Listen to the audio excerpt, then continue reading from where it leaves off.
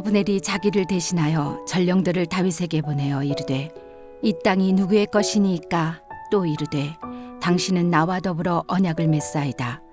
내 손이 당신을 도와 온 이스라엘이 당신에게 돌아가게 하리이다 하니 다윗이 이르되 좋다.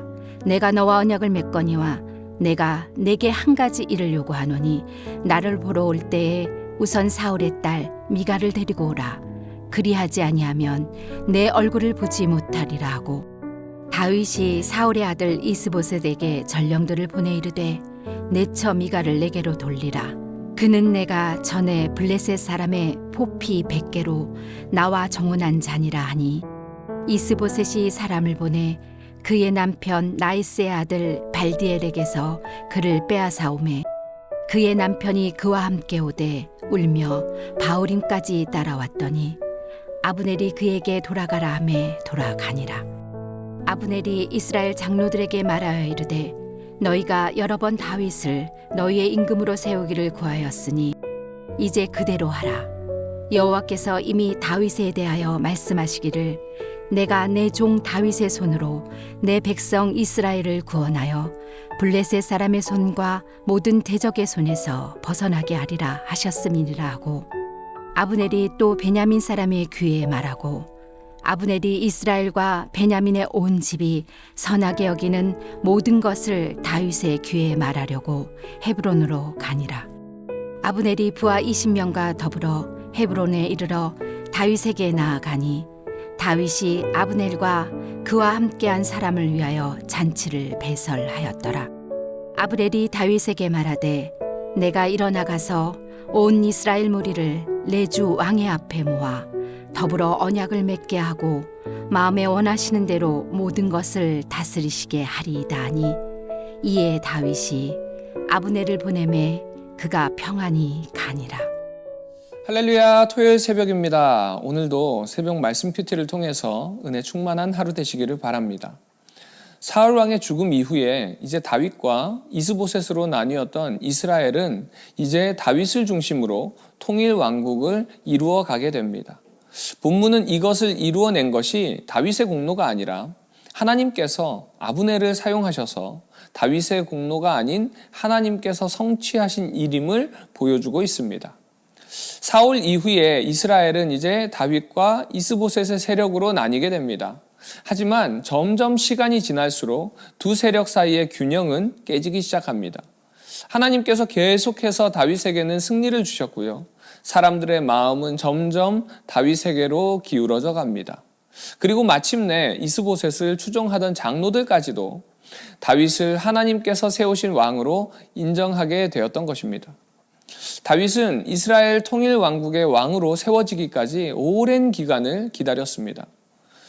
그는 소년일 때 사무엘 선지자에게 기름 부음을 받았습니다. 그리고 이후에 20년이 넘는 세월 동안 사울에게 쫓기기도 하고 이스보셋의 세력에 맞서기도 하는 등 험난한 삶을 살아왔습니다.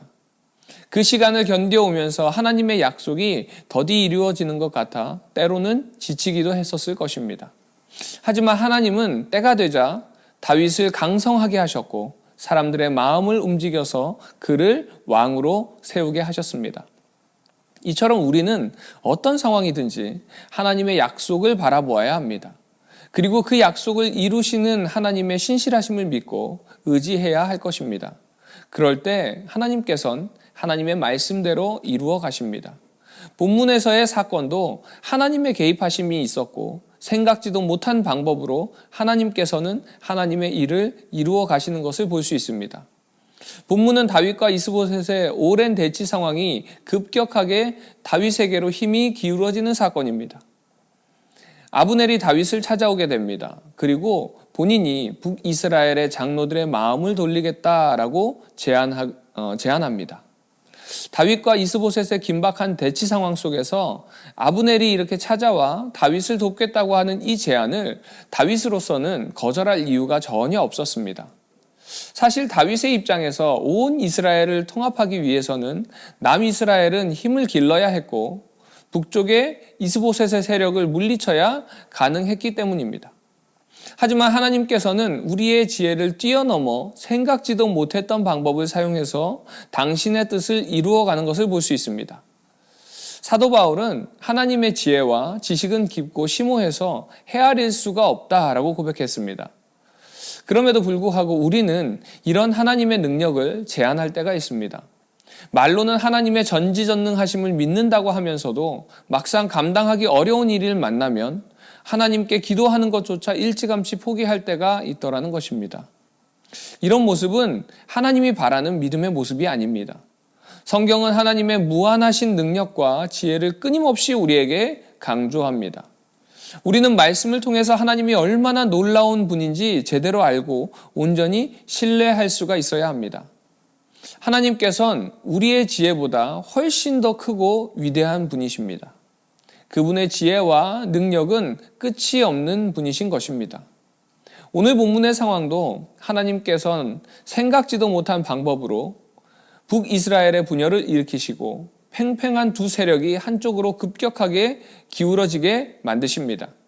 이처럼 우리가 하나님을 믿음으로 구하며 나아갈 때에 하나님께서는 우리의 삶 속에 일하심을 경험하게 될 것입니다. 다윗은 이런 아브넬의 요구에 바로 응하는 것이 아니라 먼저 아브넬에게 자신의 첫 번째 아내였던 미갈을 데려올 것을 요구합니다. 다윗은 사실 이를 통해서 북이스라엘 백성들에게 사울 왕 사위로서의 지위를 회복함으로 왕의 정통성을 다시 보일 수 있게 되었던 것입니다. 이제 아브넬은 이스라엘의 장로들을 모아놓고 다윗을 온 이스라엘의 왕으로 세우기 위한 물밑 작업을 시작합니다. 다윗을 칭송하고 영향력 있는 장로들의 마음을 다윗에게로 향하도록 합니다. 이처럼 다윗은 생각지도 못한 아브넬을 통해서 온 이스라엘의 왕으로 세워지게 됩니다. 다윗은 이제 아브넬의 일행들을 위해서 잔치를 배설합니다. 전에는 대적이었지만 이제는 동반자가 되었습니다. 다윗은 대적에서 헌신자로 바뀐 아브넬을 기쁘게 받아주는 모습을 우리는 볼 수 있습니다. 이처럼 다윗이 통일왕국의 통치자가 되어가는 과정은 하나님의 신실하심과 전능하심을 깨닫는 기회였습니다.